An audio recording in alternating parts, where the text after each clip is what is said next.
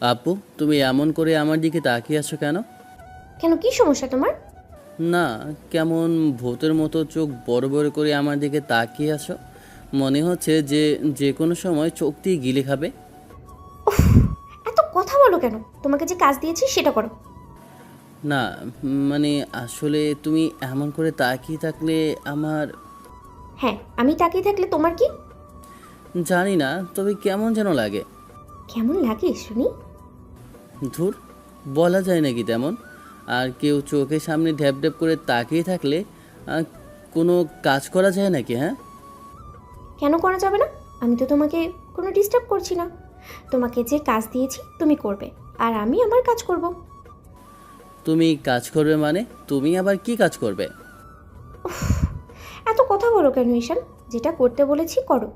আর আমি তোমার দিকে তাকিয়ে থাকলে কি সমস্যা? না, মানে আসলে এমন করে তো কখনো কেউ তাকিয়ে থাকেনি। তাছাড়া কোনো মেয়ে আমার দিকে কি বলছো?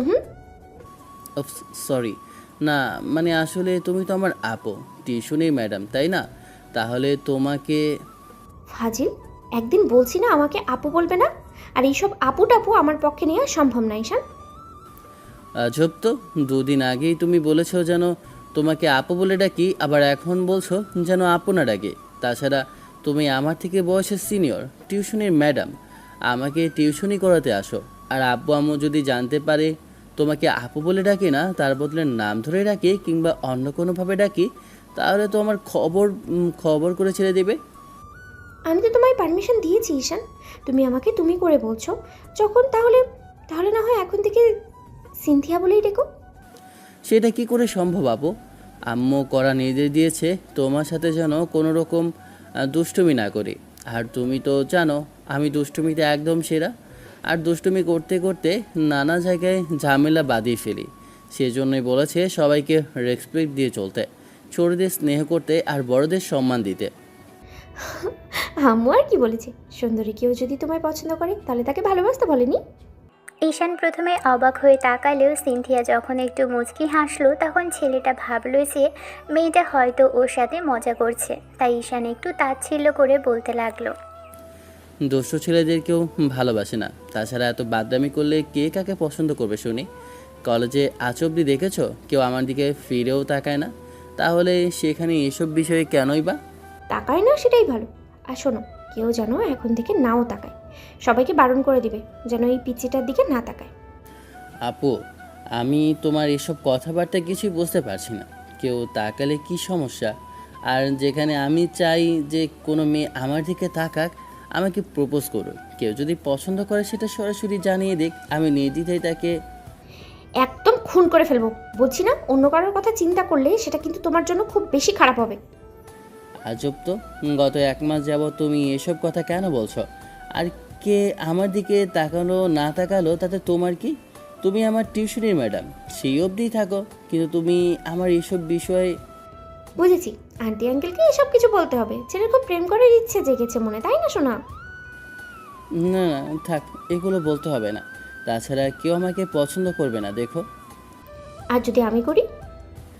তোমার তো আর মাথা খারাপ হয়নি যে তুমি আমাকে পছন্দ করতে যাবে? আমি যদি সত্যিই তোমাকে পছন্দ করি, আর তোমাকে যদি বলি তুমি আমার সাথে প্রেম করবে, আমার সাথে ঘুরে বেড়াবে, মোট কথা যে কোনো বয়ফ্রেন্ড গার্লফ্রেন্ড যা করে তাই করবে। আপু, তুমিও না মজা করছো আমার সাথে? যাও তো, আর মজা করো না। দেখো, এমনিতেই এইসব বিষয়ে মেজাজটা সবসময় খিটখিট করে। আর তার উপর এইসব মজা করলে ভালো লাগে বলো? টিউশনি ম্যাডামের সাথে মানুষ প্রেম করে, তার থেকে মানুষ শিক্ষা নেয়। আর তুমি আমাকে পড়াতে এসেছো, তুমি কি আমার সাথে প্রেম করতে এসেছো যে সব কথা বলছো? হ্যাঁ, করতে এসেছি তো। আর করলে কি সমস্যা? কেন? আমি কি দেখতে সুন্দর না? আমাকে কি ভালোবাসা যায় না ঈশান? কি যে বলো না আপু, লজ্জাজনক কথাবার্তা এগুলো বলতে হয় না, জানো না? ছোটদের সামনে এগুলো বললে নিজেকে লজ্জায় পড়তে হয়। কিন্তু তোমার কথা শুনে আমার খুবই আনইজি ফিল হচ্ছে। প্লিজ এসব বলো না তো। সেজন্যই বললাম, তুমি যেটা করছিলে সেটা করতে থাকো, আর আমি আমার কাজ করি। তোমার যে কি কাজ সেটা সেটা কি আমি জানি না ভেবেছো? তুমি আমার দিকে ড্যাব ড্যাব করে তাকিয়ে থাকো। আর এমন করে তাকিয়ে থাকলে কোনো কাজ করা যায় নাকি? কেমন যেন লাগে। আর সিনথিয়া এবার রাগী চোখে তাকাতেই ঈশান চোখ জোড়া বন্ধ করে নিল।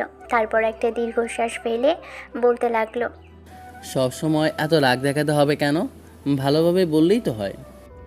সেই ব্যবস্থা খুব তাড়াতাড়ি করব। তারপর দেখবো তুমি কিভাবে এসব নিয়ে দুষ্টুমি বাদরামি করতে পারো। এখানে কি হয়েছে আপনারা হয়তো বুঝতে পারছেন না, অবশ্য বোঝাও বোঝার কথাও না। ঈশান আর সিনথিয়া পাশাপাশি একই বাসাতে থাকে আর দুজনেই দুজনের প্রতিবেশী। বলতে গেলে সিনথিয়ারা নতুন এসেছে ওদের পাশের বাসাটাই।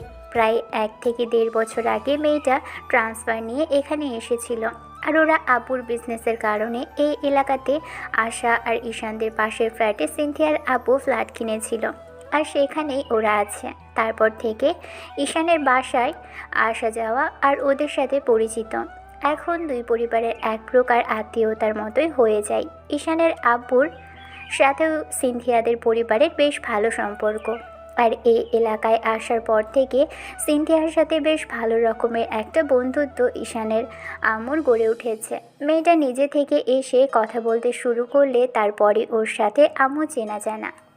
ও কি করে না করে সব কিছু জানতে পেরেছে আম্মু। তখন থেকে আম্মু ভেবেছে ঈশান তো একটু বাদর টাইপের আর অনেক দুষ্টু স্বভাবের। আর সিনথিয়া মেয়েটাও বেশ গুছিয়ে কথা বলে। সব মিলিয়ে বাসার কাছে যদি একজন ভালো টিউশনি টিচার পাওয়া যায় তাহলে কেনই বা ছেলেকে টিউশনি করাবে না। সেজন্যই আম্মু ঈশানকে বলে দিয়েছিল পাশের বাসা সিনথিয়া আপুর কাছে টিউশনি করতে। ঈশান প্রথমে বারণ করলেও পরবর্তীতে আম্মু আর আপুর বকাঝকা মেয়েটার কাছে টিউশনি করতে বাধ্য হয়েছে। কিন্তু ঈশান প্রথমে লজ্জা পাচ্ছিল সিনথিয়ার কাছে টিউশনি করতে, কারণ মেয়েটা ওর থেকে 2 বছরের সিনিয়র। আর এলাকায় প্রথম দেখা হওয়ার পর অনেক কথাই ঈশান ওকে বলেছিল, যার জন্য মেয়েটা প্রথমে রাগ করলেও পরবর্তীতে বুঝতে পেরেছে যে ঈশান একটু ডানপিটে আর দুষ্টু স্বভাবের। সেজন্য অনেকেই ওকে এড়িয়ে চলে। কিন্তু সিনথিয়া বুঝতে পেরেছিল ছেলেটা মন থেকে অনেক ভালো। তারপরেই ওকে পড়াতে আসলে ঈশানকে একরকম লজ্জা পেতে দেখে অবাক হয়েছিল। যে ছেলে কিনা এত ফাজলামি করতে পারে সে আবার কোনো মেয়েকে দেখে লজ্জাও পায়। ঈশানকে বিষয়টা জিজ্ঞেস করলে ও এড়িয়ে যাওয়ার চেষ্টা করে। তারপর থেকেই সিনথিয়ার সাথে ঈশান তেমন করে কোনো প্রকার ঝামেলা করতে পারেনি। উল্টো ভদ্রমহিলা ওকে পুরো গার্ডের মধ্যে রেখেছে। ঈশান ওকে বড় আপু আর টিউশনের ম্যাডাম ভেবে এসেছে, কিন্তু অন্যদিকে সিনথিয়ার মনে চলছে অন্য কিছু। 6 মাস আগে থেকে সিনথিয়ার কাছে টিউশনি করছে ছেলেটা। কিন্তু তার মাস 2 পরেই যখন ঈশান একদিন বাসায় ফিরছিল সেদিন খেয়াল করে সিনথিয়া কোথাও থেকে ফিরছে। ঈশান ওকে সেদিন বাইকে করে ড্রপ করেছিল। তারপর থেকে মেয়েটা নানান জায়গায় যেতে আরম্ভ করলে তখন ঈশানকে বলতো নিয়ে যেতে আর নিয়ে আসতে। একদিন তেমনভাবেই সিনথিয়া কলেজ থেকে আসার সময় খেয়াল করে ঈশানও বাসায় ফিরছে। আর ঈশান টিউশনি শুরু করার আগে থেকেই জানতো যে সিনথিয়া ওদেরই কলেজে 2 ব্যাচ উপরে লেখাপড়া করছে। আর ঈশানকে দেখার পর সিনথিয়া তখন ওকে বাসায় নিয়ে আসার কথা বললে ছেলেটা স্বাভাবিকভাবেই নিয়ে আসে, কারণ এটা ঈশানের অভ্যেসে দাঁড়িয়েছে। আর তার উপরে সিনথিয়ার কাছে টিউশনি করার পর থেকেই ঈশান ওকে বড় আপু আর ম্যাডাম ভেবে আসছে। আরও আম্মু করার নির্দেশ দিয়ে দিয়েছে মেয়েটাকে আপু বলে ডাকতে। এজন্য সিনথিয়া আপুর সাথে কোনো রূপ অভদ্রতামি করে না ঈশান। কিন্তু ইদানিং সিনথিয়ার কি এমন হয়েছে যার জন্য ভদ্রমহিলাকে সব সময় চোখে চোখে রাখে আর খুব বেশি কেয়ার করে, অনেক বেশি কড়া শাসন করে। ঈশানের মাঝে মাঝে বিরক্ত লাগলেও এখন কেমন যেন অভ্যেসে পরিণত হয়েছে ব্যাপারটা। আর মেয়েটা এরকমটা করছে গত 1 মাস আগে থেকে।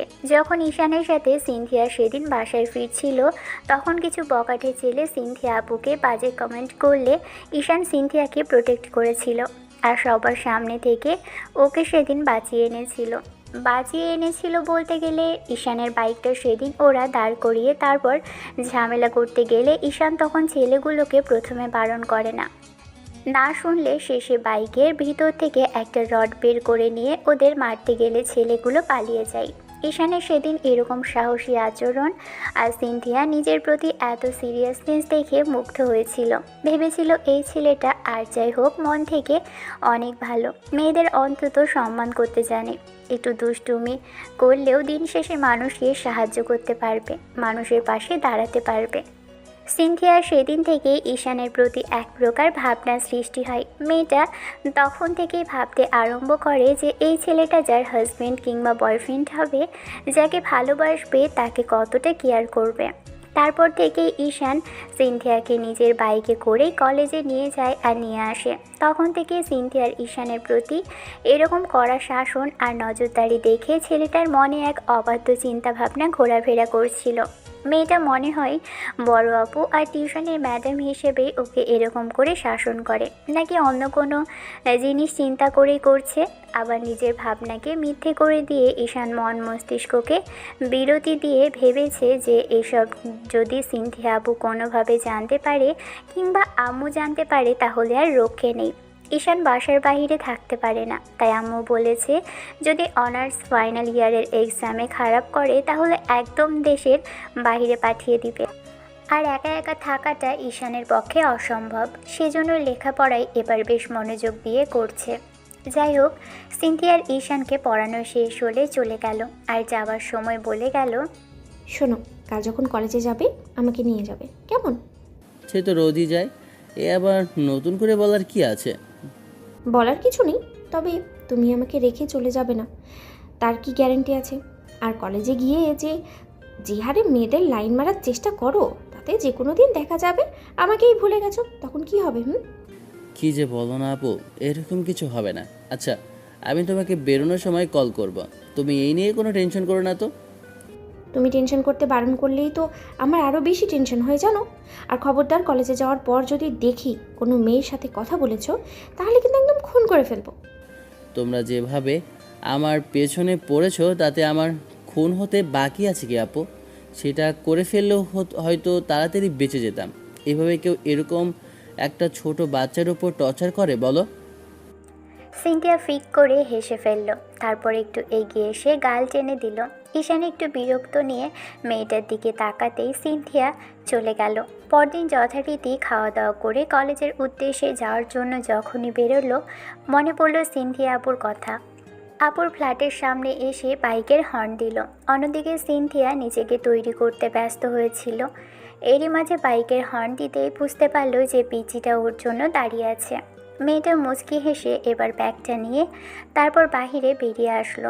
সিনথিয়ার বাসাটা চতুর্থ তলায়, তাই নামতে একটু সময় লাগে। অবশ্য লিফট নেই, সেজন্য ওঠা নামাটা বেশ খানিকটা সমস্যা। এবার সিনথিয়া নামতে দেরি হচ্ছে দেখে ঈশান যখনই ওকে কল করতে যাবে তখনই কেউ একজন সামনে এসে দাঁড়ালো। ঈশান খানিকটা চমকে যেতেই খেয়াল করলো ভদ্রমহিলা হাস্যোজ্জ্বল চেহারা নিয়ে আপুর সামনে দাঁড়িয়ে আছে। ঈশান একটু মুচকি হেসে বলতে লাগলো, তুমি এই আছো এই নেই, এই আসছো এই চলে আসছো, এরকম হঠাৎ করে এসে ভয় পাই দিয়েছিলে। ওরে আমার ভীতু ছেলে রে, এত ভীতু হলে হয়? বিয়ের পর যে সাহস নিয়ে বইয়ের কাছে যেতে হবে তখন কি হবে?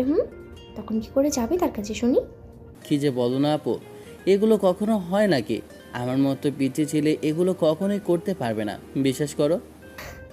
ওরে আমার পিচ্চি ছেলে রে, আজ বাদে কাল বিয়ে দিলে এক পিচ্চির বাবা হয়ে যাবে, সে আবার নিজেকে বলছে পিচ্চি ছেলে। তোমার যত আজগুবি কথা। এখন ওঠো তো, আর যখন বিয়ে করব তখন দেখা যাবে। এখন চলো, দেরি হয়ে যাচ্ছে। সিনথিয়া বাইকে উঠল। প্রতিদিনের মতো স্বভাব সুলভ আচরণ মেয়েটার। ঈশানকে এক হাতে পিছন থেকে জড়িয়ে ধরতেই ছেলেটা বাইক স্টার্ট করলো। দুজন পাশাপাশি দাঁড়ালে কেউ দেখে বলতে পারবে না দুজনের মাঝে বয়সের পার্থক্য আছে। আর ঈশান মেয়েটার থেকে জুনিয়র। উল্টো দুজনকে একসাথে দেখে বলবে ওরা স্বামী স্ত্রী, আর না হলে গার্লফ্রেন্ড বয়ফ্রেন্ড। ঈশান কিছুক্ষণ যাবত ড্রাইভ করার পর সিনথিয়া জিজ্ঞেস করলো, আচ্ছা, তুমি কলেজে এত তাড়াহুড়ো করে যাচ্ছ কেন বলো তো? নাকি কেউ তোমার জন্য অপেক্ষা করছে? সত্যি করে বলো। আপু, তুমিও না সব সময় খালি সন্দেহই করো। আমি বলেছি না আমার লাইফে তেমন কেউ নেই। তুমি খামাখে এইসব নিয়ে। এবার ঈশান কথাটা বলার সাথে সাথেই লুকিং গ্লাসে খেয়াল করে দেখলো সিনথিয়া আপু চোখ দিয়ে অগ্নি ঝরছে। ছেলেটা শুকনো ঢোক গিলে আমতা আমতা করে বলতে লাগলো, না মানে আসলে। ঈশানের এমন কর্মকাণ্ডে সিনথিয়া ফিক করে হেসে ফেলল। তারপর কি মনে করে যেন ঈশানও মুচকি হাসলো আর বলতে আরম্ভ করতে লাগলো, এইভাবে সব সময় হাসবে, এত রাগ করতে নেই। রাগ করলে তোমার শরীর খারাপ করবে। আর হাসলে যদি সুন্দর লাগে তাহলে হাসিটাই তো সুন্দর, তাই না বলো? তাই হাসলে সুন্দর লাগে? আর কি কি করলে সুন্দর লাগে আমার? তা তো জানি না, তবে এমনিতেই অনেক সুন্দর, দেখতে বেশ কিউট। শাড়ি পরলে মনে হয় একদম পুতুলের মতো লাগবে, আর না হলে বোবো। তাই? তাহলে তো শাড়ি পরে দেখতে হবে যে কেমন লাগে আমাকে। দুজনে কথা বলতে বলতে কলেজে চলে আসলো। তারপর সিনথিয়া ঈশানের থেকে বিদায় নিয়ে যাওয়ার সময় সেই স্বভাবসুলভ আচরণ মেয়েটার। আবারও সেই একই কথা, কারোর সাথে যেন কথা না বলে, বন্ধুদের সাথে বলা যাবে, তবে কোনো মেয়ের সাথে কথা বলা যাবে না। ঈশান কিছুক্ষণ ধরে হ্যাঁ করে তারপর মাথা নেড়ে ক্যাম্পাসে চলে আসলো। এসে দেখলো বন্ধুরা এসে উপস্থিত হয়েছে। কিছুক্ষণ ওদের সাথে আড্ডা দিল। তারপর ক্লাসরুমের দিকে যাওয়ার জন্য যখনই পা বাড়াবে তখনই মনে হতে লাগলো দূর থেকে কেউ একজন ওকে ফলো করছে। ঈশান বিষয়টাকে পাত্তা না দিয়ে চলে যেতে লাগলো সবার সাথে। দোতলায় উঠতেই বন্ধুরা ওর থেকে কিছুটা এগিয়ে গেল। ঈশান সবার পিছন পিছন হাঁটছে আর ফোন ঘাটাঘাটি করছে। ওদের ক্লাস থেকে 15-20 হাত দূরে একটা ফাঁকা ক্লাস। সেই ফাঁকা ক্লাসের সামনে এসে যখনই পার হতে নিবে তখনই কেউ একজন হাত ধরে টেনে নিল। হঠাৎ কারো এমন কাজে বুকের ভিতরটা ধক করে উঠল ছেলেটার। এ আবার কে? বিষয়টা ভেবে যখনই বোঝার চেষ্টা করবে তার আগেই ওই ব্যক্তি হাত ধরে টেনে ক্লাসের মধ্যে নিয়ে রুমের দরজাটা বন্ধ করে দিল। ঈশান তাড়াহুড়ো করে সামনে তাকিয়ে দেখল যে ব্যক্তি দরজা আটকালো সে আর কেউ নয়, মিথিলা। মিথিলা আপু, অর্থাৎ সিনথিয়ার সাথেই পরে আরেকজন ভদ্রমহিলা, যে কিনা সিনথিয়ার মতোই ওর থেকে সিনিয়র কিন্তু অন্য ডিপার্টমেন্টের। মেয়েটাকে দেখে ঈশান কিছুটা হক চুকিয়ে গেল। আর যাবারই কথা, এই মেয়েটাও একদম বদের হাড্ডি, সব সময় ওকে নজরে নজরে রাখে। বিষয়টা ভেবেই ঈশান এবার একটা শুকনো ঢোক গিলল। কিন্তু অন্যদিকে মেয়েটা একটু মুচকি হেসে এগিয়ে আসতেই ঈশান বলতে আরম্ভ করলো, আরে আপু, তুমি আর আমাকে এখানে আনলে কেন জোর করে? এখানে কোনো কেন আনলাম বুঝতে পারছো না বেবি? তোমার সাথে একটু নিরিবিলি সময় কাটানোর জন্য, কথা বলার জন্য। তাছাড়া আমি কথা বলতে চাইলে তো তুমি সব সময় ছটফট করো, কাছে আসতে বললেও আসো না। তার ওপর কয়েকদিন যাবৎ দেখছি কাকে যেন বাইকে করে কলেজে পৌঁছে দিচ্ছ। কে ওই মেয়েটা? তোমার কিছু হয়? আর তুমি না বললেও আমি চিনি, ও আমাদের ব্যাচেরই কিন্তু অন্য ডিপার্টমেন্টের। সত্যি করে বলো, মেয়েটা তোমার কি হয়? সে যাই হোক, সেটা তোমার জেনে লাভ কি? আর এইরকম হঠাৎ করে আমাকে এখানে আনার কি মানে কি, আমি তো সেটাই বুঝতে পারছি না। আমি তোমাকে বলেছি না এইভাবে হুটহাট করে আমাকে কোথাও ডাকবেও না, আর এরকম জোর করে নিয়েও আসবেও না। ও এইসব যদি আমার বন্ধুরা কেউ দেখে ফেলে তাহলে তো কি হতো বলো তো? তুমি কি ভাবো তোমার বন্ধুরা কেউ দেখেনি? সবাই দেখেছে। ওরা উল্টো ডেভিল হেসেছে আর হয়তো মনে মনে ভেবেছে এবার বোধহয় বন্ধু হবি হবি গার্লফ্রেন্ড তার ক্লাস নিবে, তাই ওরা মজা পাচ্ছিল। এখন বলো যে ওই মেয়েটা কে? গার্লফ্রেন্ড মানে? আজব তো, তুমি আমার গার্লফ্রেন্ড হতে যাবে কেন? তুমি আমার থেকে বয়সে বড়, আর বড় একটা মেয়েকে গার্লফ্রেন্ড বলে কিভাবে? আর এরকম মজা করো না তো আপু। দেখো, তুমি যে মজাটা করছো সেটা ঠিক না। আমি তোমার থেকে জুনিয়র একটা ছেলের সাথে এইরকম। কিন্তু আমি তোমার সাথে মোটেও মজা করছি না সোনা। তুমি যেদিন বলেছিলে আমাকে সুন্দর লাগছে আর আমি দেখতে কিউট, সেদিন থেকে আমি ভেবে নিয়েছিলাম প্রেম যদি কারোর সাথে করি তবে এই কিউট পিচিটার সাথে করব। আর তুমি আমাকে পছন্দ করেছো, তার মানে ভালোবাসতে পারবে। সেহেতু পছন্দটা হয় মন থেকে, আর মন থেকে যেহেতু বলতে পেরেছো আমি সুন্দর, সেহেতু তোমার আমাকে পছন্দ হয়েছে, সেজন্যই আমাকে কমপ্লিমেন্ট দিয়েছিলে। আপু, ওইটা তো বন্ধুরা কথা বলছিল বলে বলেছিলাম, তাই বলে এরকম করবে? দেখো, মজা করেছি তার জন্য সরি। তারপরে তুমি এরকম মজা করো না প্লিজ। এগুলো বাইরে জানাজানি হয়ে গেলে অনেক বড় ঝামেলা হয়ে যাবে। তুমি মজা করতে পারো কিন্তু আমি তো মজা করছি না বেবি। আর তোমার সাথে সেদিনের কথাগুলো সিরিয়াসলি ছিল। এখন আমার থেকে রেহাই পাওয়ার জন্য এরকম বলছো? আমি জানি তুমি আমাকে পছন্দ করো। দেখো আপু, তুমি যেটা বলছো সেটা কখনো সম্ভব না, আর তুমি যা ভাবো তার তেমন কিছুই হবে না। তুমি যদি ভেবে থাকো এইসব বিষয়ে মজা করলে আমি তোমার সাথে সায় দিব, তাহলে সেটা তোমার ভুল ধারণা। এগুলো কখনোই হবে না। তুমি হয়তো ভুল মানুষের সাথে মজা করতে এসেছো। অন্য কারোর সাথে এইসব কথা বলো, সে তোমাকে সায় দেবে, কিন্তু আমি এরকম পাগলামিতে পড়তে চাইছি না। প্রেম ভালোবাসা আমার পক্ষে সম্ভব না। আর তুমি তো আমার সাথে মজা করছো, তুমি সিরিয়াসভাবে কিছু বলছো না, সেটা তোমার কথা দিয়েই বুঝতে পারছি। তার মানে তোমার বিশ্বাস হয় না যে আমি তোমাকে সত্যি ভালোবাসি, সত্যি তোমাকে পছন্দ করি, তোমার সাথে সম্পর্কে জড়াতে চাই। আর তুমি চাইলে দেখো আমরা বিয়েটাও করে নিব, কিন্তু তার আগে তোমাকে রাজি হতে হবে সোনা। বড় আপুর সাথে মানুষ এগুলো করতে পারে? তাছাড়া আমি একটা পিচ্ছি ছেলে, বাচ্চা ছেলের সাথে এরকম এরকম করে প্রেম ভালোবাসার কথা বলতে হয় না। আমার লজ্জা লাগে খুব আপু। মিথিলা একটু দুষ্টু হাসলো, আর তারপর ঈশানের দিকে এগোতে গেলে ছেলেটা পিছনে দেয়ালের সাথে ঠেকে গেল পেছাতে পেছাতে। মিথিলা বারবার জিজ্ঞেস করছে ওকে বিশ্বাস করে কি না, আর ঈশান ততবারই বলছে ও মজা করছে। সেটা ঈশান খুব ভালো বুঝতে পারছে। ঈশান যখন বারবার বারণ করলো তখন মিথিলা ওর অনেকটা কাছে এসে আর ঈশান বলতে লাগলো, আপু, তুমি আমার কাছে আসছো কেন? আর দেখো, এখানে যদি আমাদের কেউ দেখে ফেলে তাহলে কিন্তু অনেক বড় ঝামেলা হয়ে যাবে। পাগলামি করো না, দেখো এখান থেকে যাও আর আমাকেও যেতে দাও।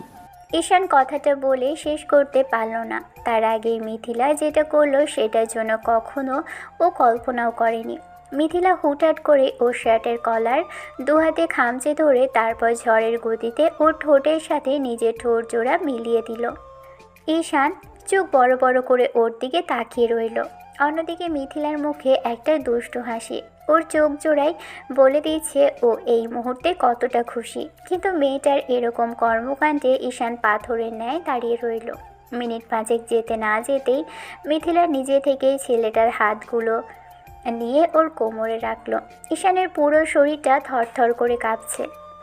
আর মিথিলা ওর এরকম অবস্থা বুঝতে পেরে আবারও একটু মুচকি হাসলো। এ অবস্থাতে আরও 30 সেকেন্ড পর ছেলেটাকে ছেড়ে দিয়ে ওর বুকের মধ্যে মুখ লুকিয়ে ফেললো মিথিলা। আর ঈশান চোখ বড় বড় করে জোরে জোরে কয়েকটা দীর্ঘ নিঃশ্বাস নিয়ে বলতে আরম্ভ করলো, আপু, এটা তুমি কি করলে? তোমার কি মাথা খারাপ হয়েছে? আমি তো বুঝতে পারছি না যে তুমি... এবার বিশ্বাস হলো তো আমি তোমাকে ভালোবাসি, এবার সত্যি অনেক বেশি পছন্দ করি। আর তোমার সাথে কোনো প্রকার মজা করছি না বেবি। দেখো আপু, তুমি যেটা চাইছো সেটা কখনো সম্ভব না। আর সামান্য একটা স্কুলে বোঝা যায় না যে কেউ কাউকে ভালোবাসে। তুমি নেহাত পাগলামি করছো। তারপর দিন শেষে যখন সম্পর্কে জড়াবে আমার সাথে জোর করে, তখন মানুষ তোমাকে বলবে পিচ্চি ছেলের সাথে পিচ্চি ছেলের গার্লফ্রেন্ড। এসব শোনার পর তোমারও ভালো লাগবে না, আর আমারও এসব শুনতে ইচ্ছা করবে না, কারণ আমি এসব প্রেম ভালোবাসায় বিশ্বাস করি না। আর দিন শেষে ভালোবাসলে কষ্ট পেতে হয়। আমার অনেকগুলো বন্ধু এরকম প্রেম ভালোবাসায় জড়িয়ে শেষে ব্রেকআপ করে কষ্ট পেয়েছে। আমি চাই না এরকম করে কেউ আমায় কষ্ট দিক, তাই দয়া করে তুমি আর এই পাগলামিটা কখনো করবে না। আমি চাইছি না তোমার সাথে আর আমার দেখা হোক, আর যদি দেখা হয়েও যায় সেটা যেন অপরিচিতের মতোই হয়ে থাকে, আর কখনো যেন এরকম কিছু না হয় আপু। এত ভালোবাসি তারপরও বিশ্বাস হয় না তোমার? এত কাছে আসলাম, তার প্রমাণও দিলাম, তারপরেও তোমার মনে হচ্ছে আমি মজা করছি, আমি তোমার সাথে দুষ্টুমি করে এরকম কিছু করলাম? ঈশান, আমার ভালোবাসাটা এত তুচ্ছ নয়। তুমি হয়তো ভাবছো জুনিয়র একটা ছেলেকে কি করে ভালোবাসতে পারলাম। আসলে আমি ওই দিনের পর থেকে তোমাকে ফলো করতাম, তোমার প্রতি আমার আমার নজর ছিল। দিন শেষে এত কিউট একটা ছেলেকে যদি কেউ ভালোবাসতে না পারে তাহলে সেটা তার চোখের ভুল। আর সবচেয়ে বড় কথা হচ্ছে তুমি মানুষের সাথে খুব সহজে মিশতে পারো, সবার সাথে বেশ ভালোভাবে মানিয়ে নিতে পারো। দুষ্টুমি করলেও তোমার মধ্যে যে মনটা আছে, আমি সেই মনটাকে আমি ভালোবেসে ফেলেছি। ঈশান, প্লিজ আমাকে ফিরিয়ে দিও না। ঈশান কি করবে জানে না, তবে মেয়েটাকে জোর করে ছাড়িয়ে নিলে মিথিলা ওর কাছে যেতে গেলে তখন ঈশান বলল, দেখো আপু, এটা কিন্তু তুমি বাড়াবাড়ি করছো। আমার এগুলো মোটেও ভালো লাগছে না। তোমাকে বলেছি আমার পক্ষে সম্ভব না কোনো প্রকার রিলেশনে জড়ানো। তাহলে তোমার কি ইচ্ছে বিয়ে করে নিবে আমাকে? চলো আজকে বিয়ে করব ঈশান আমরা। মাথা খারাপ তোমার? তুমি যেটা চাও সেটা কখনো সম্ভব না। একটা বয়সে সিনিয়র মেয়েকে আমার পক্ষে বিয়ে করা সম্ভব না। তাহলে তুমি অন্য কাউকে ভালোবাসো? আর আমার তো তাই মনে হচ্ছে, না হলে এত ভালোবাসার পর যে কেউ আমার ডাকে সাড়া দিত। তাছাড়া আমি কি দেখতে খারাপ? তোমার সাথে মানাবে না যে কেউ দেখে বলবে না তুমি আমার থেকে বয়সে ছোট? আর এগুলো কোনো ফ্যাক্ট না ঈশান। আর দিন শেষে ভালোবাসাটাই মূল কথা। আমি তোমায় ভালোবাসি, তুমি বুঝতে পারছো না কেন বেবি? ভালো যে কাউকেই বাসতে পারে, কিন্তু আমি আপনাকে ভালোবাসি না। তাহলে কেন জোর করে আমায় ভালোবাসা আদায় করতে চাইছেন? আদৌ কি জোর করে কাউকে ভালোবাসা যায়, নাকি কাউকে বেঁধে রাখা যায় বলেন তো? তুমি পরিবারের কথা ভাবছো? যদি সবাইকে রাজি করাই তাহলে তুমি মেনে নিবে তো আমায়? বলো প্লিজ। কী সব আজব কথা! আপনার আর পরিবারের কথা আসছে কোথা থেকে এখানে?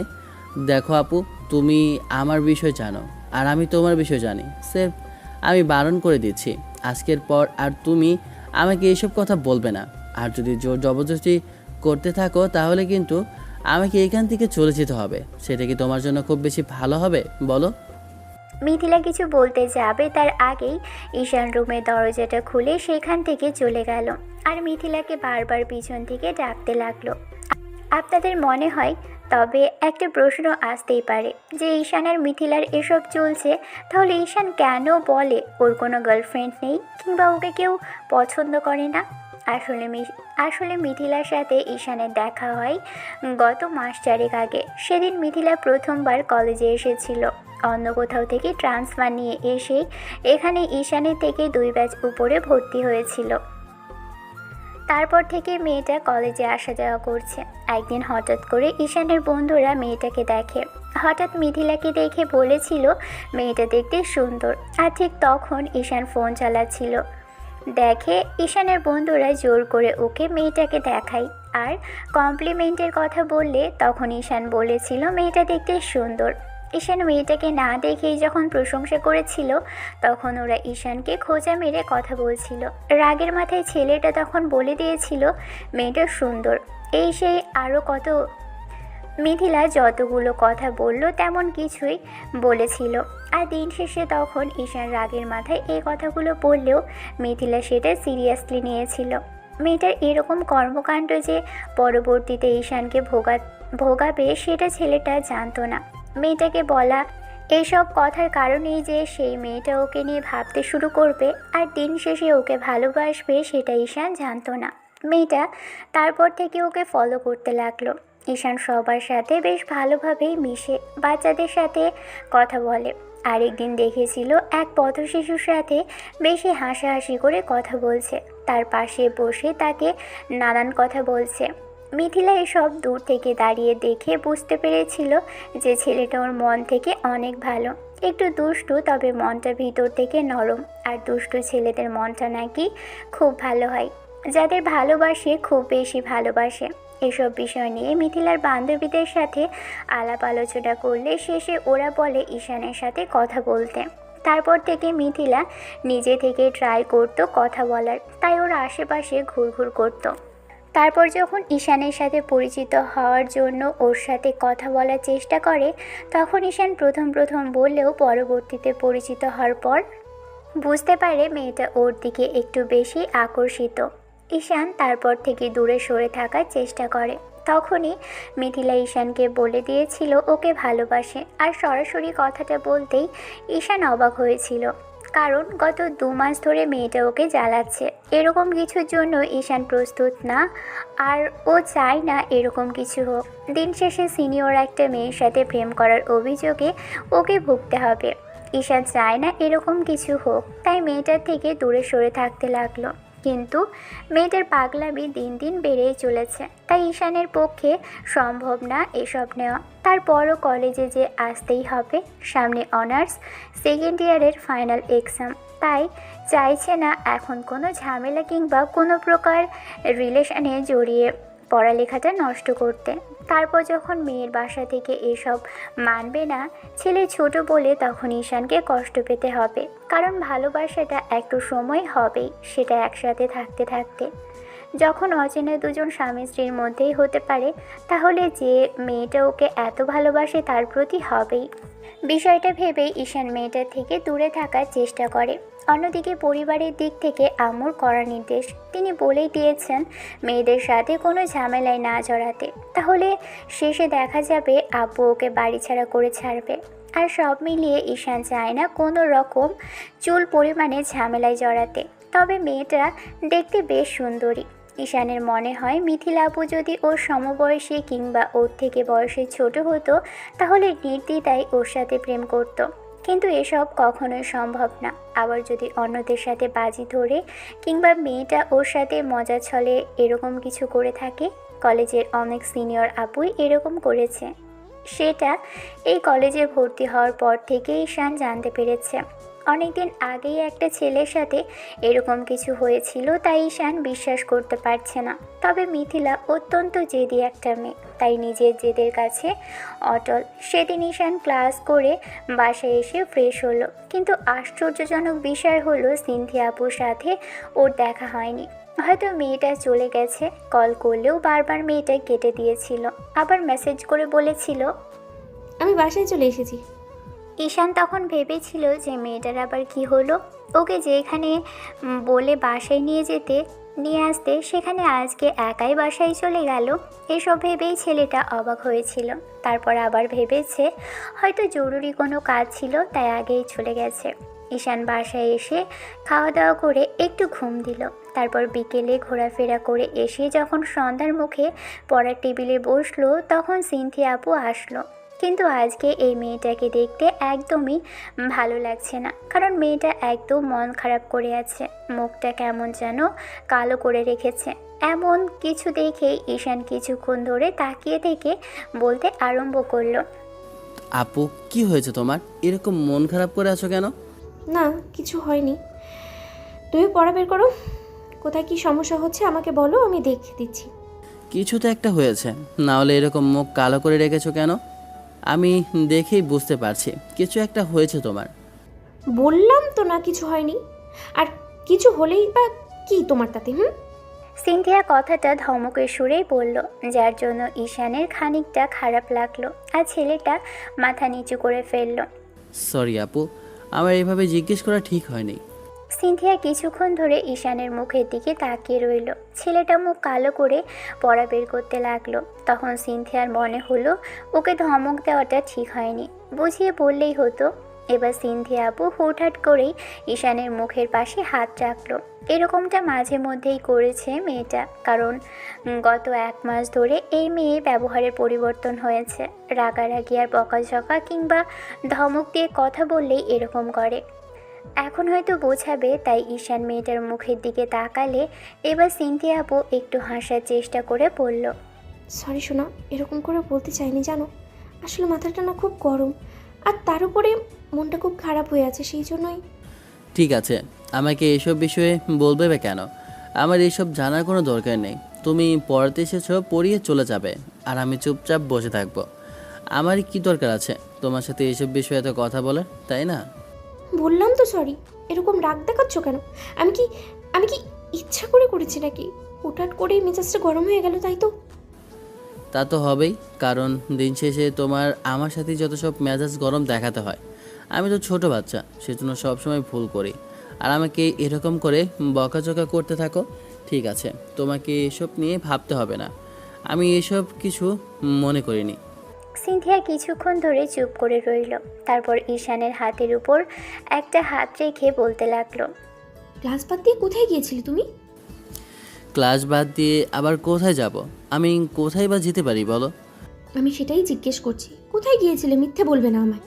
আমি কিন্তু মিথ্যে একদম পছন্দ করি না, সেটা তুমি খুব ভালো করে জানো শোনা। আরে কখন, কোন সময়, আমি তো সেটাই বুঝতে পারছি না। প্রথম ক্লাস শেষেই কোথায় গিয়েছিলে তুমি? সিনথিয়া আপুর কথাতে ঈশানের খানিকটা হক চুকিয়ে গেল। কারণ সিনথিয়া আপু জানতে পারলো কি করে এসব। তাহলে কি দেখে ফেললো ওদের দুজনকে একসাথে? তাহলে তো ওকে খুন করে ফেলবে। ঈশান এবার আমতা আমতা করতে লাগলো। তখন সিনথিয়া একটু হাসার চেষ্টা করে বলল, ওই মেয়েটাকে, ওর সাথে তোমার তো কিসের কথা? আমি কয়েকবার দেখেছি তুমি ওর সাথে কথা বলেছো, আর আর বেশ হাসাহাসি করেই কথা বলো। প্রথমে কিছু মনে না করলেও এখন আমার মনে হচ্ছে তোমাদের মাঝে কিছু একটা আছে। কই না তো আপু, বিশ্বাস করো এরকম কোনো কিছু নেই। আমি তো বলেছি আমাদের মাঝে কিছু নেই।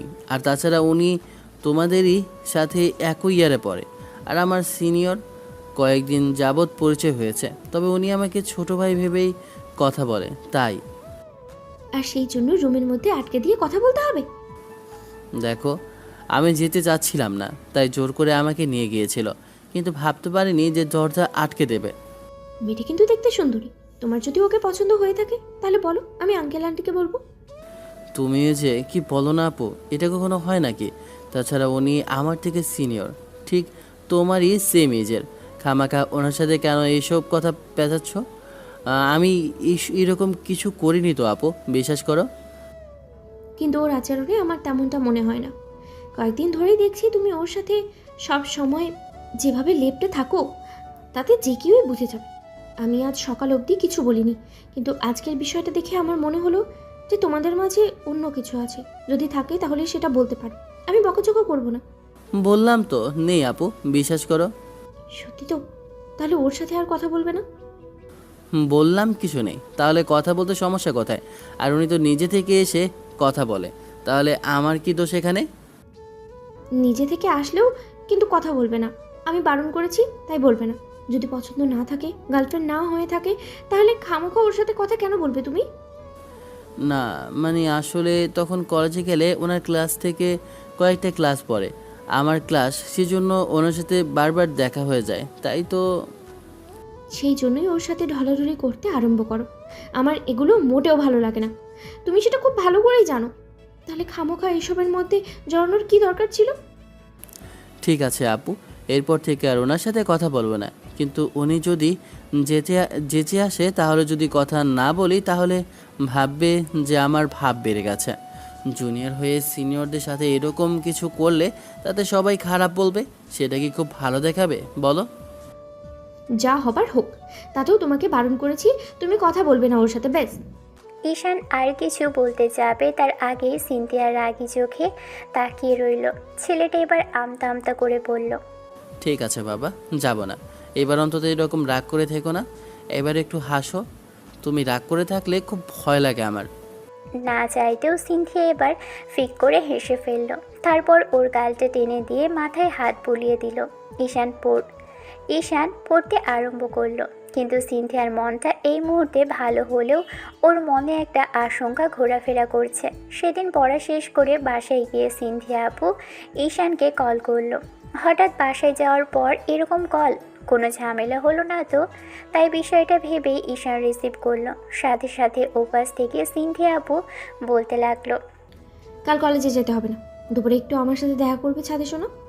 তুমিই তো বলো যেন কলেজে যাওয়া বাদ না দিই, তাহলে আজকে আবার বলছো কাল কলেজে যেতে হবে না। হুটহাট করে কি হলো তোমার বলো তো? আমি বারণ করেছি যাবে না তো যাবে না, এত কথা বলো কেন? সব বিষয় এত কথা কিন্তু আমার ভালো লাগে না, শোনো। সে না হয় না গেলাম, কিন্তু আম্মুকে কে বোঝাবে? আম্মু তো এসব নিয়েই পড়ে থাকে সারাদিন। কলেজে যদি না যাই শেষে দেখা যাবে এই নিয়ে ঝামেলা করতেই থাকবে। খামাখা ঝামেলার কি খুব বেশি দরকার আছে? বললাম তো আমি আন্টিকে বোঝাবো। ঈশান আচ্ছা বলে ফোনটা রেখে দিল। এই মেয়ে যে মাঝে মাঝে কি হয় কে জানে। তবে ঈশানের এসব বিষয় একদমই ভালো লাগে না। বারবার মেয়েটা ওর উপর যে কেন এত অধিকার দেখায় আজও বোঝা হলো না। তবে কি ওকে ভালোবেসে ফেললো সিনথিয়া আপু? ঈশান সেটাই ভাবছে, কিন্তু তারপরও মনে হয় এরকম কিছু নেই। যদি থাকে তাহলে তো আপু সেটা আগেই বলে দিত। আর আপুকে দেখে মনে হয় না যে আপু এরকম কিছু ভাবে। যাই হোক, ঈশানের মনে হয় সিনথিয়া আপু ওকে নিয়ে এসব কিছু ভাবে না, না হলে এরকম করে ওর প্রতি এত কেয়ারিং হতো, ভালোবাসা দেখাতো না। ঈশান বিষয়টা নিয়ে ভাবছিল। রাতটা কোনো রকমে কাটলো।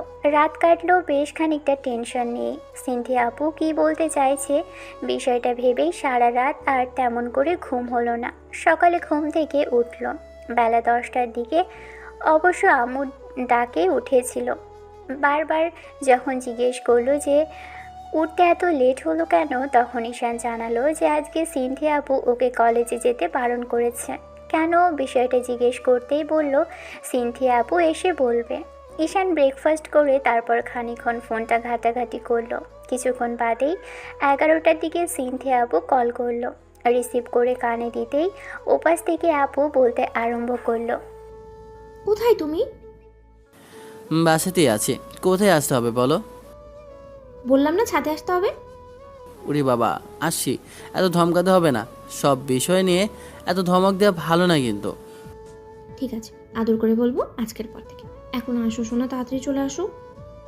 কলটা কেটে দিল ঈশান। এই মেয়ের হাব ভাব ভালো লাগছে না, তার উপর আবার এমন করে কথা বলছে, তাই বেশ সন্দেহজনক মনে হয়েছে। তাহলে কি কোনো ঘাপলা আছে? থাকতেও পারে, এই মেয়েকে দিয়ে বিশ্বাস নেই। বিষয়টা ভাবতে লাগলো ঈশান। অনেকক্ষণ যাবৎ ভেবেও কিছুই পেল না, আর পাবেই বা কী করে? এমন করে মেয়েটা কথা বলে, তাতে তেমন কিছুই বোঝা যায় না। কি বলবে এমন, কিংবা কোথায় নিয়ে যাবে কে জানে। অজানা এক আশঙ্কা নিয়ে ঈশান সিনথিয়াদের বাসার ছাদে গেল।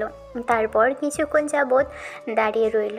একটু বাদে সিনথিয়া আসলো, কিন্তু তার কোনো শব্দ হলো না। এসে মেয়েটা ওর পিছনে দাঁড়িয়ে এবার বলতে আরম্ভ করলো। তুমি কখন আসলে? মেয়েটা এমন দ্বারা হঠাৎ কথাতে ঈশান কিছুটা চমকে গেলেও নিজেকে সামলে নিল।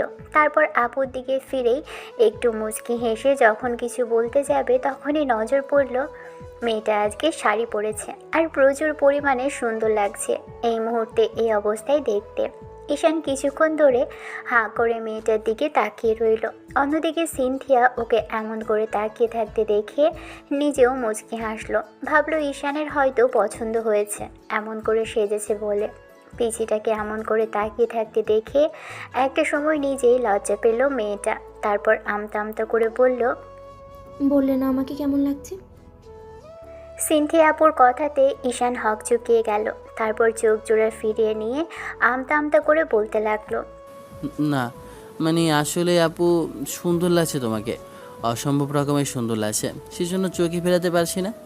ঈশানের কথা শেষ হতে না হতেই সিনথিয়া কয়েক পা এগিয়ে আসলো। ঈশান অবাক চোখে তাকিয়ে বোঝার চেষ্টা করতে লাগলো কি হচ্ছে ওর সাথে আজ। এবার মেয়েটা বলতে আরম্ভ করলো, তাই এত সুন্দর লাগছে আমাকে? কখনো বলনি তো আগে। আগে তো কখনো শাড়ি পরনি, তাই বলতে পারিনি। আর আজকে শাড়িতে এমন করে প্রথমবার দেখছি, সেই জন্যই বললাম। তোমাকে এমন করে বলার অধিকার তো আমার নেই, তাই না? তোমাকে এমন করে বলতে পারবে একমাত্র তোমার হাজব্যান্ড, আর আমি তো তোমার টিউশনির সাধারণ একজন স্টুডেন্ট। আমি এমন করে বললে তোমার রাগ হওয়ার কথা, সেখানে তুমি বলছো এমন করে বলিনি কেন? আমি নিজেও ভেবে পাচ্ছি না যে তুমি এমন করে কথা বলছো কেন। তোমার কি মাথা খারাপ হয়ে গেছে কি না কে জানে, তবে আমার তো মনে হচ্ছে তুমি সত্যিই পাগল হয়েছ। না হলে আমি বললাম, আর আমার কথাতে এরকম করে শাড়ি পরে এসে আমার সামনে দাঁড়াতে না। সত্যি করে বলো তো কি হয়েছে? নাকি বয়ফ্রেন্ডকে আজ প্রপোজ করতে যাবে? আসলাম একটা কাজে, দিল পুরো মুডটা নষ্ট করে। তোমাকে বলেছে যে আমি বয়ফ্রেন্ডের সাথে দেখা করতে যাব? এসব আজব আজব কথা তোমাকে কে বলে শুনি? না, মানে আসলে এমন সুন্দর করে সেজে এসেছো, তাই বললাম আর কি। একটা কারণ আছে, সেই কারণটা শোনো। আমি তোমাকে কিছু বলতে চাইছি ঈশা।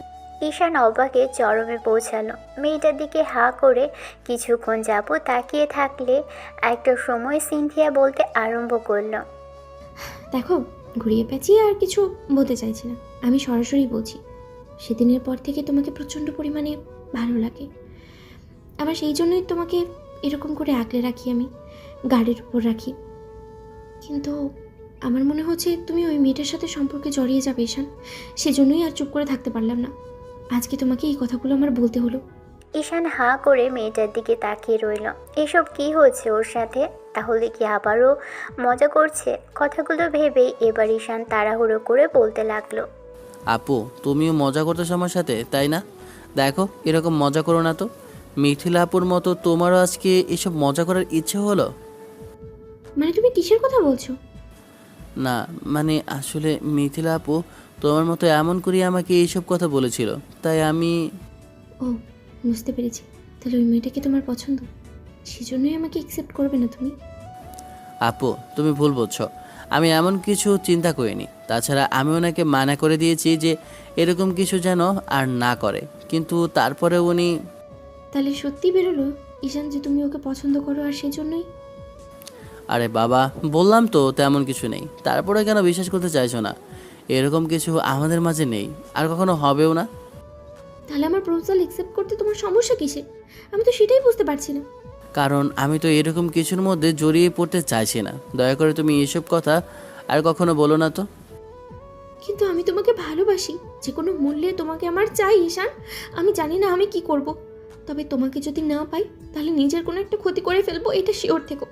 আপু দেখো, এবার কিন্তু বাড়াবাড়ি হচ্ছে। এরকম কোনো কথা ছিল না। তুমি কিন্তু এইরকম কিছু। ঈশান কথা বলাটা বন্ধ করে ফেলল, কারণ সিনথিয়া ওকে তৎক্ষণাৎ শক্ত করে জড়িয়ে ধরেছে। মেয়েটার এরকম কর্মকাণ্ডে কিছুক্ষণ ধরে চুপ করে রইল। তারপর একটা সময় সিনথিয়া আপু কেঁদে উঠল আর বলতে আরম্ভ করলো, ভালোবাসি তোমায়, কেন এরকম করছো আমার সাথে? আমি কিন্তু সত্যি মরে যাবো ঈশান। দেখো, আমি এগুলো সহ্য করতে পারি না। আমি জীবনে প্রথমবার তোমাকেই ভালোবেসেছি, তাই তোমাকে আমার চাই। জানি না কি করবো, তবে তোমাকে যদি না পাই তাহলে কিন্তু অনেক অনেক বেশি কিছু করে ফেলবো। এটুকু তুমি খুব ভালো করেই বুঝতে পারছো। দেখো, এখন অন্তত আর যাই হোক আমাকে ফিরিয়ে দিও না। যদি দাও তাহলে কিন্তু।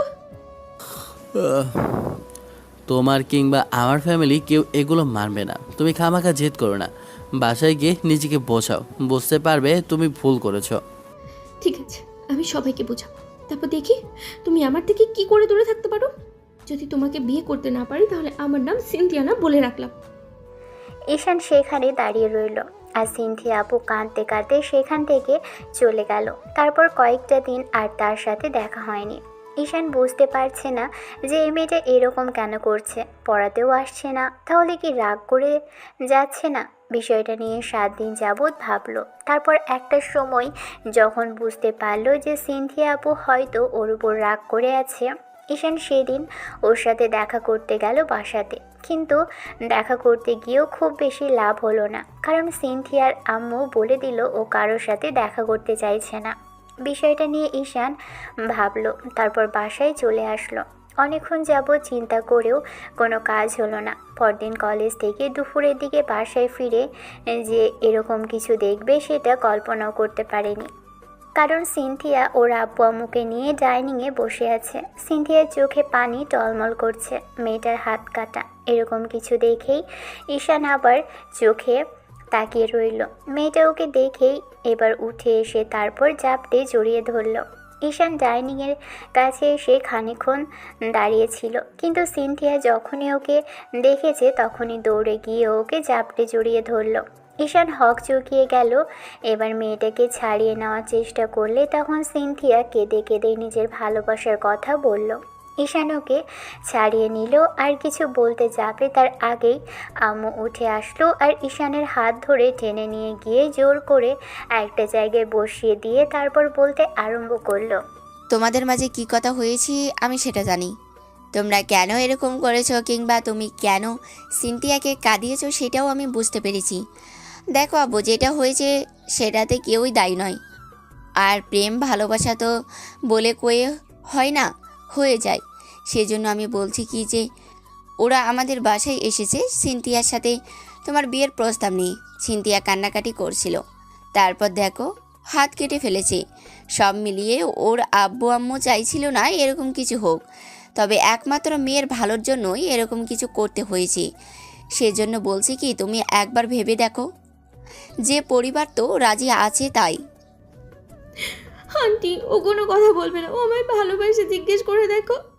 সিনথিয়া আপুর কেয়ারিং, দুষ্টু মিষ্টি, খুনসুটি ও রাগ করা সব মিলিয়ে ঈশানের এক ভালো লাগা কাজ করে। তবে ভালোবাসে কিনা জানে না, মনে হয় টিউশনে ম্যাডাম বলেই সবসময় ওর থেকে দূরে সরে থাকে। ঈশান চুপ করে আছে দেখে এবার সিনথিয়া কান্নাকাটি করে নিজের ভালোবাসার কথা বলতেই এরই মাঝখানে সিনথিয়ার আপু বলতে লাগলো, দেখো ঈশান, আমি চাইনি এরকম কিছু হোক, তবে দুইজন দুইজনকে অনেক আগে থেকেই চিনো। আর সিনথিয়া নিজে চাই তোমাকে বিয়ে করতে, সেই জন্য আসতেই হয়েছে। মেয়ে এরকম পাগলামি করলো, সেই জন্যই আজকে বিয়ের কথাটা পাকা করতে আসলাম। এখন তুমি যদি আর ফ্যামিলির কথা মতো মেয়েটাকে বিয়ে করে নিতে তাহলে। আমার কিছু করার নেই আঙ্কেল। যদি আব্বু আম্মু রাজি থাকে তাহলে আমি কি বলতে পারি বলেন? কেন তুমি আমাকে ভালোবাসো না? সত্যি করে বলবে, তুমি তুমি আমাকে ভালোবাসো না? যদি বলো ভালোবাসো না আর আমাকে তোমার পছন্দ না, তাহলে আমি তোমার লাইফ থেকে অনেক দূরে সরে যাব। ঈশান মাথা নিচু করে রইল। এর মাঝখানে সিনথিয়া গিয়ে ওর হাত ধরে টেনে ওঠালো, তারপর জোর করে টানতে টানতে ওর রুমের দিকে নিয়ে যেতে গেলে আম্মু বলতে লাগলো, মামনি, তুমি জেদ করো না। দেখো, রাগের মাথায় এরকম কিছু করলে শেষে নিজেকেও কষ্ট পেতে হবে। আমরা ঈশানকে বুঝাবো। আমার ছেলে বিয়েতে রাজি আছে, বলো। বিয়ের পর দেখবে সব ঠিক হয়ে যাবে। তুমি পাগলামি করো না প্লিজ, আমাদের কথাটা শোনো। কে শোনে কার কথা? সিনথিয়া জোর করে ঈশানকে ওর রুমে নিয়ে গিয়ে দরজা আটকে দিল। ঈশান মেয়েটার থেকে কয়েক হাত দূরত্বে দাঁড়ানো। সিনথিয়া হঠাৎই হাতের ব্যান্ডেজটা খুলে দিতে যাবে। ঈশান সেটা বুঝতে পেরেই ওর হাতটা ধরে ফেলল। তারপর জোর করে আটকানোর চেষ্টা করলে সিনথিয়া বলতে লাগলো, ভালোবাসো কিনা বলো। যদি না বাসো তাহলে আজকে এখানেই নিজেকে শেষ করে দেবো, আর কখনো তোমার সামনে আসবো না। তো তুমি আর আমাকে দেখতে পাবে না। সময় লাগবে তার জন্য। এখন জোর করে কি তুমি আমাকে নিয়ে ভালোবাসবে? তাহলে কাকে ভালোবাসো? ওই মিথিলাকে, যে কিনা তোমাকে জোর করে কাছে টেনে নেয়? মিথিলা এমন কি ভালোবেসেছে যার জন্য আমাকে একটু ভালোবাসা যাবে না? নাকি ওকে কথা দিয়ে ফেলেছো? সত্যি করে বলো। মেয়েটা কথাগুলো বলে ফুপিয়ে উঠতে লাগলো। ঈশান সিনথিয়ার হাতটা ছেড়ে দিয়ে চোখের পানি মুছে দিতে গেলেই তখন সিনথিয়া ওকে সরিয়ে দিতে চেষ্টা করে। ঈশান জোর করে সিনথিয়ার মুখের দুপাশে হাত রাখলো। তারপর চোখের পানি মুছে দিতেই মেয়েটা ওকে জাপটে জড়িয়ে ধরে ফুপিয়ে উঠতে লাগলো। ঈশান না চাইতেও মেয়েটার মাথায় আলতো করে হাত রাখলো। এবার সিনথিয়া ফুপিয়ে ফুপিয়ে বলতে লাগলো, সত্যি করে বলো তুমি ওকে ভালোবাসো কিনা, নাহলে কিন্তু আমি। আরে বাবা, বললাম তো ভালোবাসি না। তাছাড়া ও আমাকে প্রপোজ করেছিল, কিন্তু আমি বারণ করে দিয়েছি। দেখো, আব্বু আম্মু তোমার সাথে বিয়ে ঠিক করেছে, ঠিক আছে। আগে আমি তো তোমাকে টিউশনি ম্যাডাম হিসেবে জানতাম, বড় আপু হিসেবে। বড় আপু জানতে এখন থেকে ভালোবাসবে, আর কোনো কথা শুনতে চাই না বেবি। আমার ভালোবাসা চাই শোনা। আর আজকের পর ওই মিথিলা তোমার কাছে বসতে পারবে না, কারণ তুমি আমার হাজব্যান্ড হবে। অন্যের হাজব্যান্ডের কাছে ও কি করে আসে আমিও সেটা দেখব। ঈশানকে ছাড়বে না বলেই সিনথিয়া খুব শক্ত করে জড়িয়ে ধরে রেখেছে। এখনও দু হাতে ঈশানের শার্টটা খামচে ধরে ফুপিয়ে উঠছে। না চাইতেও এবার ঈশান মেয়েটাকে জড়িয়ে দু হাতে ধরলো আর মাথাটা বুকের সাথে চেপে ধরে বলতে লাগলো, ওকে বাবা, ঠিক আছে, এবার কান্না থামাও। আমাকে কেউ নিয়ে যাবে না, আর কারোর সাথে কথাও বলবো না। আমি তো তোমার বর হব।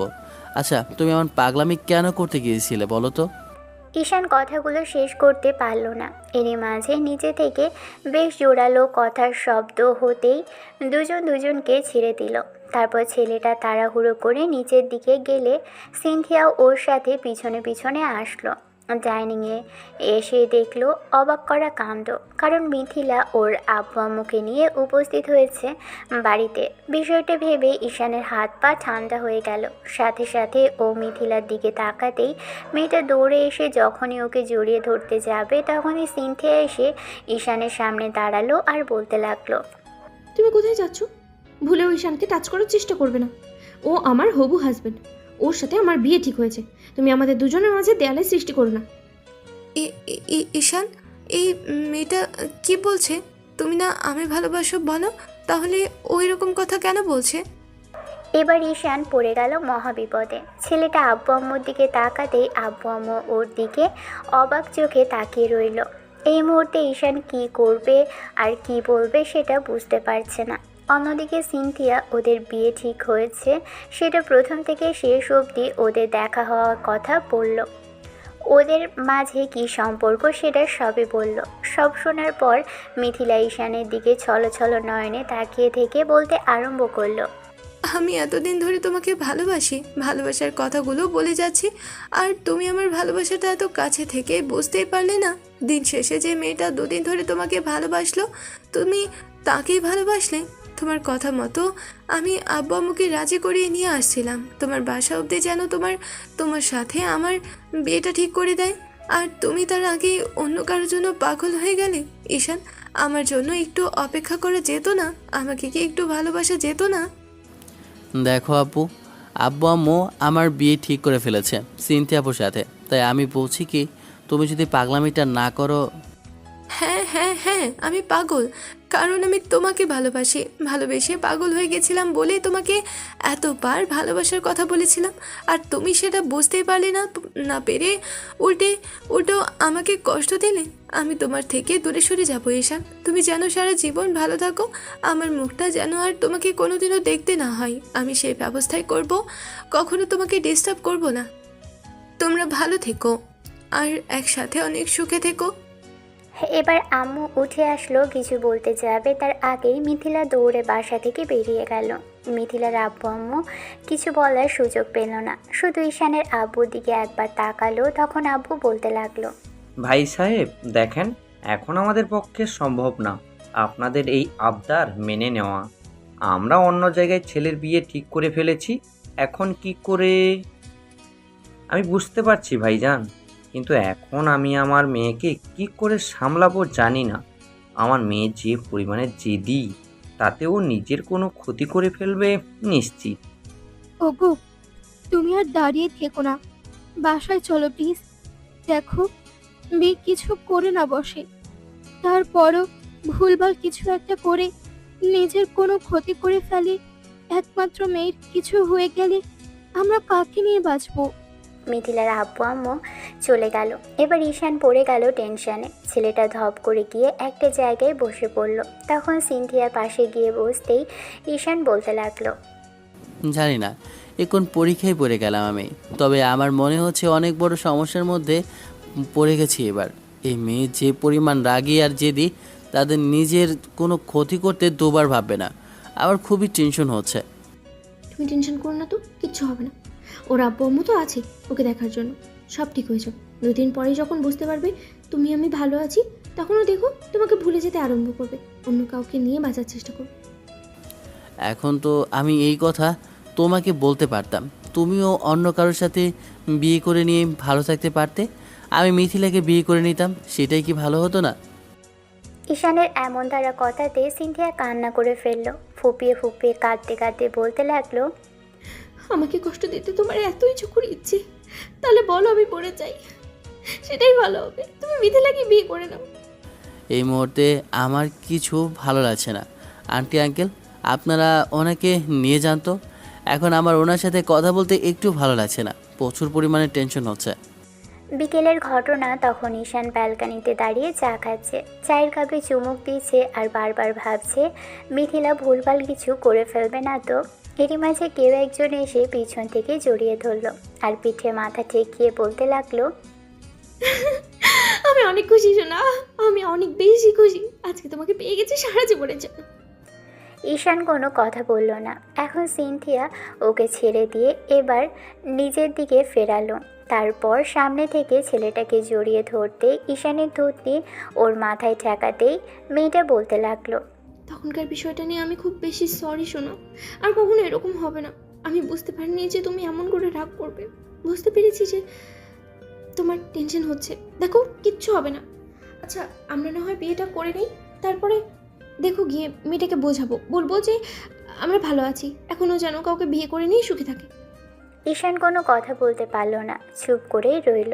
একটা সময় চায়ের কাপটা এক সাইডে রেখে তারপর মেয়েটাকে 2 হাতে জড়িয়ে ধরে জোরে নিঃশ্বাস নিল। সিনথিয়া ওকে আঁকড়ে ধরল। মিনিট 10 এমন করে থাকার পর ঈশানের ফোনটা বাজতে আরম্ভ করলো। ঈশান পকেট থেকে ফোন বের করে কানে দিতেই ওপাশ থেকে যেটা শুনলো সেটা শোনার পর হাত পা ঠান্ডা হয়ে আসলো ছেলেটার। ঈশান কথা বলছিল না দেখে এবার সিনথিয়া ওর থেকে ফোনটা নিয়ে সব কিছু শুনলো। সব শোনার পর কাঁপা কাঁপা কণ্ঠে বলতে লাগলো, ঈশান, মিথিলা সুইসাইড করার চেষ্টা করেছে? ঈশান কিছু বলল না। সিনথিয়া ঈশানের একটা হাত ধরলো ও বলতে লাগলো, তুমি আমাকে কোথায় নিয়ে যাচ্ছ? এখন আমাদের এখানে দাঁড়ালে চলবে না। মেয়েটা সুইসাইড করার চেষ্টা করেছে, সেটা আমাদের জন্যই। ঈশান, ওখানে আমাদের যাওয়া দরকার। আর মিথিলার যদি কিছু হয়ে যায় তার জন্য আমরা দায়ী থাকবো। আমাদের ওকে বোঝানো দরকার। এটাই তো হবারই ছিল। ও আমাকে অনেক আগে থেকেই পছন্দ করত। আমি কি করব আমি বুঝতে পারছি না। আমার খুব খারাপ লাগছে এটা ভেবে যে আমি কি রেখে কি করব। একটা দোটানার মধ্যে পড়ে গেছি। তোমাকে বিয়ে না করলেও কষ্ট পাবে, ওকে কষ্ট দিলে তোমাকে নিয়ে আমি কখনোই ভালো থাকতে পারবো না। আমার মাথা কাজ করছে না। এ নিয়ে পরে ভাবা যাবে, কিন্তু এসব বিষয় নিয়ে এখানে দাঁড়িয়ে থাকলে হবে না, আমাদের হসপিটালে যাওয়া উচিত। ঈশান আর সিনথিয়া বাসা থেকে বের হতে গেলেই তখন ঈশানের আব্বু আম্মু বিষয়টা জানতে পারল। সিনথিয়ার আব্বু আম্মু সহ সবাই হসপিটালে পৌঁছলো। হসপিটালে পৌঁছে দেখতে পেল সবাই অপারেশন থিয়েটারের সামনে দাঁড়ানো। মেয়েটা নাকি বেশ বাজে ধরনের পয়জন খেয়েছিল, সেটা ওয়াশ চলছে, কিছুক্ষণ যাবৎ ওটিতে ঢোকানো হয়েছে। মিথিলার ফোন থেকে ঈশানের নাম্বারটা খুঁজে নিয়ে ওর আব্বু ফোন করেছিল। ঈশান এসে একটা জায়গায় ধপ করে বসে পড়ল। সিনথিয়া ওর পাশে বসে ওকে সান্ত্বনা দিলেও ছেলেটা নিজেকে শান্ত করতে পারছিল না। এটা ভেবেই যে মেয়েটাকে ওকে ভালোবাসতো আরও সেটা বুঝতে পারল না। ভেবেছিল মজা করছে আর আজকে বিয়ের প্রস্তাব নিয়ে বাসায় আসলো, কিন্তু তার আগে সিনথিয়া আপু যে এমন কিছু করবে সেটা ঈশান ভাবতেও পারেনি।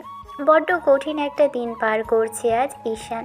মনে হচ্ছে দিনটা শেষই হতে চাইছে না। শেষে সন্ধ্যার মুখে ডক্টর ওটি থেকে বেরোনোর পর ডক্টরের মুখে তেমন কোনো আশার আলো দেখা যাচ্ছে না।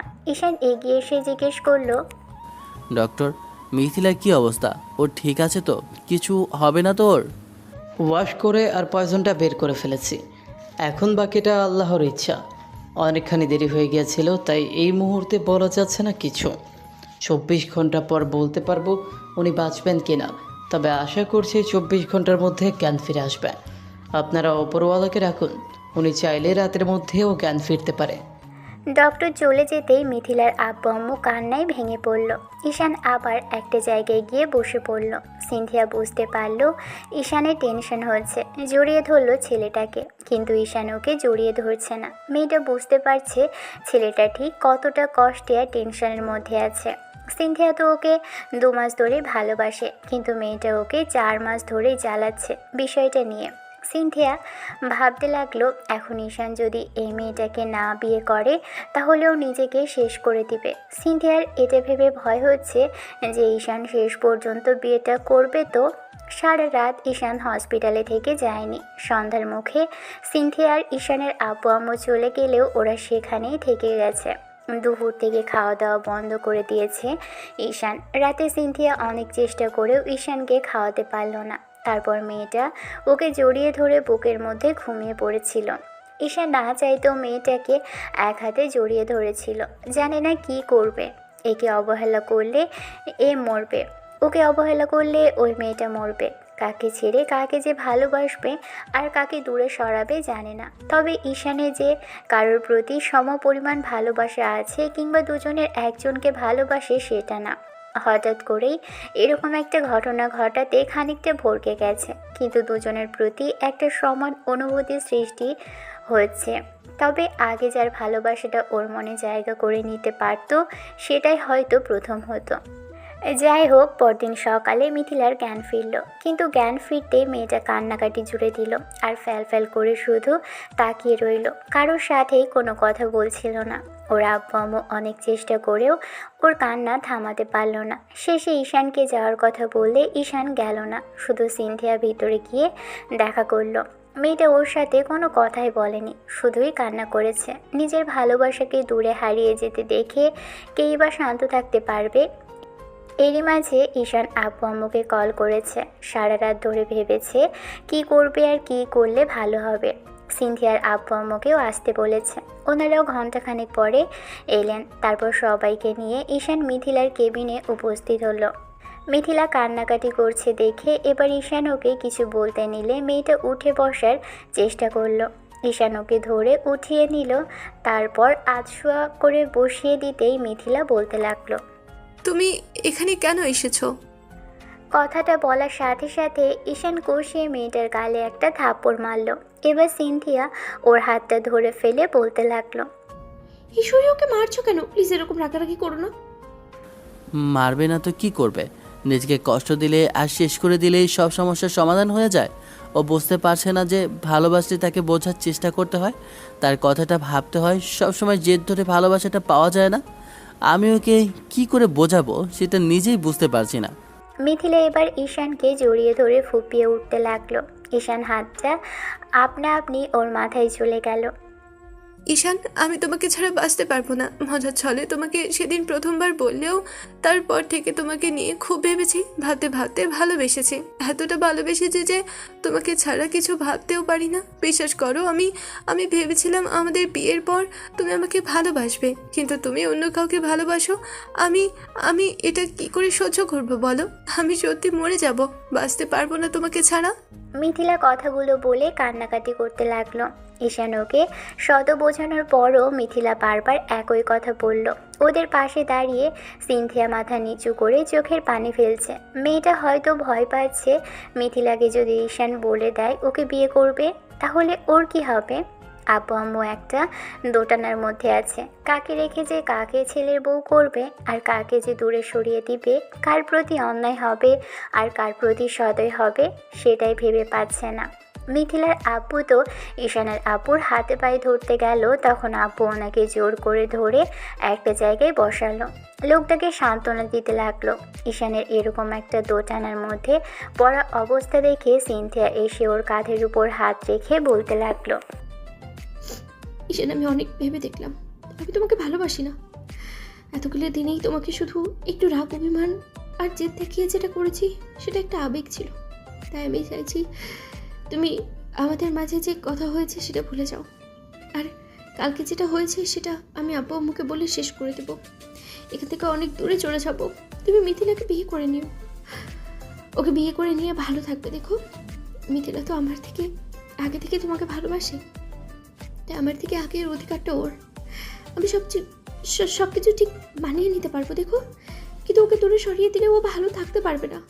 আজকের মতো যদি আবার পরে নিজের কোনো ক্ষতি করে বসে, তার জন্য তাই থাকবো আমি বেঁচে থাকা অবস্থায় কেউ আমার জন্য সুইসাইড করবে, মরে যাবে, সেটা আমি কখনোই মানতে পারবো না। এসে তুমি বরং ওকে বিয়ে করে নাও। মিথিলা তোমাকে অনেক বেশি ভালোবাসবে, কিন্তু আমি সব সময় তোমার সাথে রাগ অভিমান দেখাই, বিয়ের পরেও তাই করবো। কখনো না আমাকে ভালো থাকতে দিব না। দেখো, এসব তুমি কি বলছো মামুনি? আমি ঠিকই বলছি আম্মু। এখন চলো, আমাদের যাওয়ার সময় হয়ে এসেছে। আমি ভেবে নিয়েছি আম্মু, যা হবার আমার ভাবা হয়ে গেছে। সিনথিয়া কান্না করে যখনই বেরিয়ে যেতে নিবে, তখনই মিথিলা ওর হাত ধরে ফেলল। তারপর ঈশানকে ছেড়ে দিয়ে সিনথিয়াকে টেনে এনে পাশে বসিয়ে দিয়ে ওর একটা হাতের মুঠোয় নিয়ে বলতে লাগলো, কোথাও যাবে না তুমি। ঈশানের সাথে তোমার বিয়ে ঠিক হয়েছে, তুমি ওকে বিয়ে করবে। কিন্তু আমি বিয়ে করলে তুমি ভালো থাকতে পারবে না। আমি সবটা মেনে নিতে পারবো, তুমি ওকে বিয়ে করে নাও। ঈশানের এবার মেজাজটা এত পরিমাণে খারাপ হচ্ছে যেটা বলার বাহিরে। দুই মেয়ে নাটক করছে এখন। ছেলেটা এবার রাগী কণ্ঠে একটা গর্জন করে উঠে আর বলতে লাগলো, আমি কাউকেই বিয়ে করব না। আমাকে কি তোমাদের খেলার পুতুল বলে মনে হচ্ছে? যার ইচ্ছা যা বললে তাই করলে, আর আমি তোমাদের কথা মতো চুপচাপ সব শুনে যাব? কখনই না। আম্মু এসে ছেলেকে শান্ত করতে লাগলো। আলতো করে জড়িয়ে ধরতে ঈশান আম্মুকে জড়িয়ে ধরে কান্না করতে লাগলো। আব্বু আম্মু, আমি সিদ্ধান্ত নিয়েছি বিয়ে যদি করি দুজনকেই করব, আর যদি না করি তাহলে কাউকেই করব না।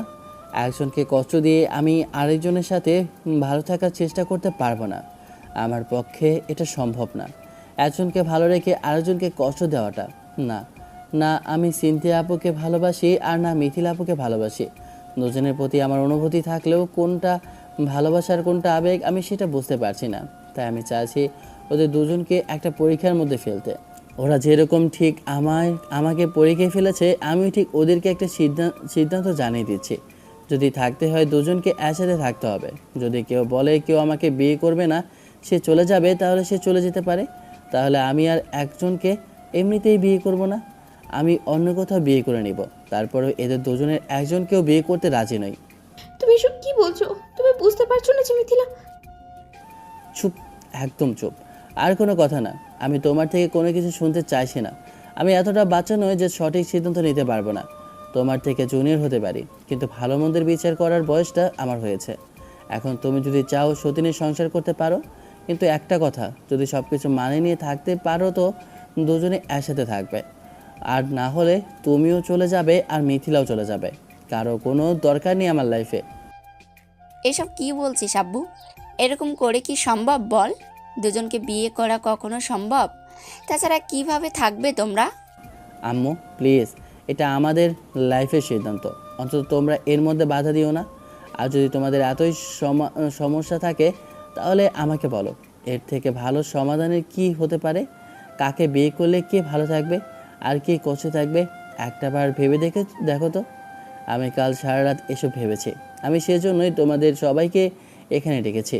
এখন দুই পরিবারের দুই মেয়েকে নিয়ে যদি ওনাদের সমস্যা থাকে কিংবা আমার সাথে যদি মানিয়ে নিতে পারে তাহলে দুজনের সাথে আমার বিয়ে হবে আর দুজনে একসাথে বোনের মতো করে থাকবে। যদি এই নিয়ে কোনো ঝামেলা হয় সে নিজে থেকে চলে যেতে পারে। আর একজনের যদি সতীনের সংসার করতে কষ্ট হয় তো সেও চলে যাবে। বাকি একজনকে আমি বিয়ে করব না, কিন্তু একজনকে আমার পক্ষে মেনে নেওয়া সম্ভব না। এখন তোমরা যদি রাজি থাকো তো দুজনের সাথে বিয়ে হবে, আর না হলে দুজনেই সসম্মানে বাসায় চলে যাবে। আমি আর কারো মুখও দেখতে চাই না। এরই মাঝে ঈশানের বন্ধুরাও হসপিটালে আসলো। ঈশানের সিদ্ধান্ত শুনে ওরা বেশ খানিকটা অবাক হলো, কিন্তু ছেলেটা যে পরিমাণে রেগে আছে আর যে সিদ্ধান্ত নিয়েছে এর বাহিরে কোনো সিদ্ধান্ত হলেই ঈশান কাউকেই বিয়ে করবে না। দুপুর অবধি সবাই আলাপ আলোচনা করলো হসপিটালে বসেই। শেষে মিথিলা আর সিনথিয়া দুজনে সিদ্ধান্ত নিল একসাথে থাকবে আর একসাথেই দুজন বোনের মতো থেকে ঈশানকে ভালোবাসার চেষ্টা করবে। দুজনেই একসাথে সংসার করবে। দুই মেয়ের পরিবার থেকেই বাধা আসলে তখন মেয়েরাই তাদের পরিবারকে বোঝালো। ঈশান শুধু বসে বসে ওদের কর্মকাণ্ড দেখলো, হাসি পাচ্ছিল খুব। তারপরও এরকম পরিস্থিতিতে হাসা যাবে না, তাই ওদের সব কথাই শুনলো। শেষে মিথিলা আর সিনথিয়া দুজনে সিদ্ধান্ত জানালে তখন ঈশানের আব্বু আম্মু আর কোনো অমত করলো না। দু পরিবারই রাজি হলো। বিয়ের কথা উঠলে ঈশানের বন্ধু হসপিটালেই কাজ নিয়ে আসে। বিয়েটাও সেখানেই হলো। একে একে দুজনের সাথেই বিয়ে হলো। বিয়ে শেষে দুজন ঈশানকে দুপাশ থেকে জড়িয়ে ধরে রাখলো। ঈশান ওদের দু হাতে জড়িয়ে ধরে কপালে চুমু খেলো। দুজনেই ওর বুকে মাথা রেখে চোখ জোড়া বন্ধ করে রেখেছে। ঈশান শেষে একটা স্বস্তির নিঃশ্বাস ফেলতে পারল। গল্পটা অবাস্তব, তাই অবাস্তব ভেবেই নেবেন। গল্পের সাথে বাস্তব লাইনের কোনো কোনো সময় মিল থাকলেও থাকতে পারে। আপনাদের আনন্দ ও কিছু শোনানোর জন্যই আমাদের এরকম করে লিখতে হয়। তো ভালো থাকুক ভালোবাসা। যে যার দৃষ্টিকোণ থেকে ভালো ভালো কমেন্ট করবেন। দেখা হচ্ছে অন্য কোনো দিন অন্য কোনো গল্পে। ততদিন পর্যন্ত সুস্থ থাকবেন, ভালো থাকবেন। আর হ্যাঁ, এর থেকেও ভালো কোনো সমাধান আপনাদের কাছে থাকলে আমাকে একটু জানাবেন। পরবর্তীতে তেমন কোনো সমাধান দেওয়ার চেষ্টা করব। ধন্যবাদ। আল্লাহ হাফেজ।